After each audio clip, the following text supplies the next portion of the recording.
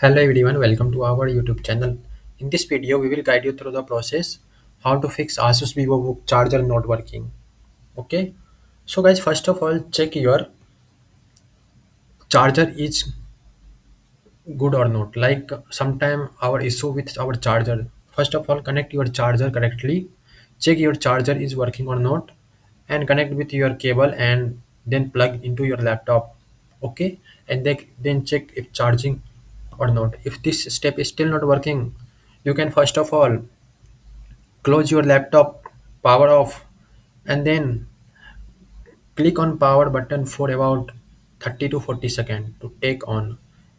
Once the laptop is on, you can check your charger is charging or not. If it is still not charging, you can go for search bar, and here you can search device manager. Click on device manager. After clicking on the device manager, you can see here is the option of charge battery.